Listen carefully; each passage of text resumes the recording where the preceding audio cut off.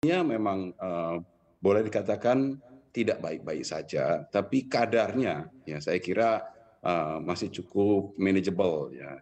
Eee, Memang kondisinya harga-harga terdorong naik. Banyak faktor yang menyebabkan harga-harga terdorong naik. Yang pertama adalah kondisi kita di bulan Ramadan ya.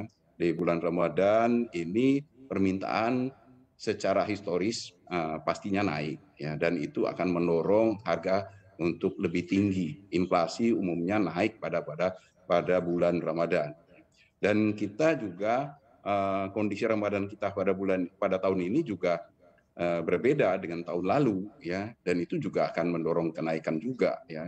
Pada tahun ini kita, mobilitas masyarakat itu juga sedikit lebih longgar karena, pandemi yang mereda ya. Ini faktor yang berikutnya yang juga mempengaruhi, demand dan juga harga.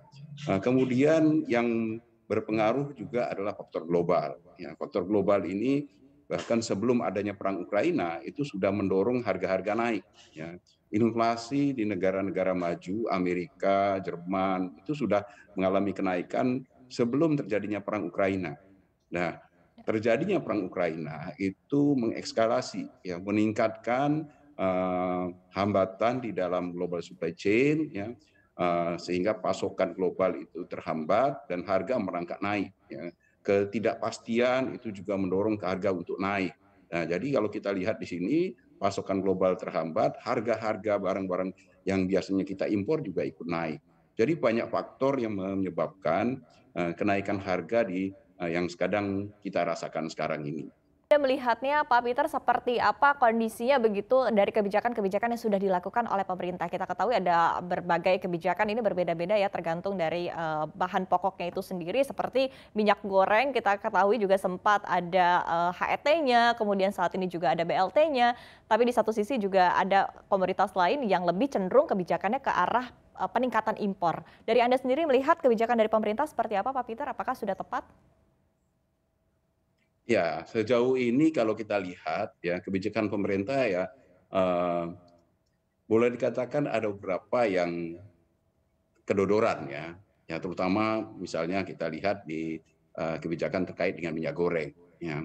Maju mundur kebijakan yang disebabkan oleh persiapan yang tidak matang, ya, dan komunikasi yang saya kira ini juga disampaikan oleh Pak Presiden yang sangat buruk, ya, sehingga permasalahan yang dicoba ditangani itu tidak bisa selesai dengan baik. Ya.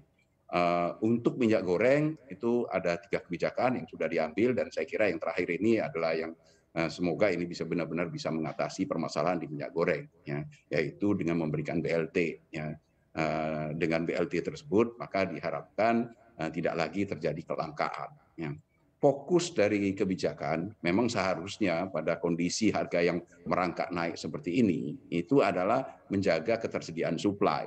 Itu yang benar-benar harus dipegang ya, karena bagaimanapun kita tidak bisa melawan hukum alam ya, ketika harga itu merangkak naik. Kalau kita untuk tekan harganya untuk tidak naik, yang akan terjadi adalah penyelewengan pasar berupa penimbunan dan penyelundupan, dan itu yang akan kemudian pada akhirnya menyebabkan terjadinya kelangkaan barang di pasar. Ini yang harus dihindari. Jadi fokus dari pemerintah saya kira adalah bagaimana meyakinkan suplai itu tersedia di pasar. Dan itu tadi yang sudah disampaikan oleh Pak Menteri Pak Sahrul, ya, bagaimana pemerintah sudah ngecek ketersediaan bahan khususnya untuk 12 barang pokok itu tersedia. Nah, ini apabila tidak tersedia dari produksi dalam negeri, pemerintah memang harus membuka keran impor. Ini yang harus dilakukan oleh pemerintah sehingga walaupun harganya merangkak naik, tetapi yang paling penting adalah tersedia suplainya. Jadi sehingga tidak menyebabkan selain barangnya mahal, ya terjadi juga tanda kutip kegaduhan karena barangnya tidak ada. Nah ini dan saya kira ini yang sedang dilakukan diupayakan oleh pemerintah, dan pemerintah memang tidak bisa eh, fokus pada semua barang, ya, tetapi pada barang-barang yang benar-benar menjadi kebutuhan pokok dari masyarakat yang dianggap benar-benar mempengaruhi hajat hidup orang banyak.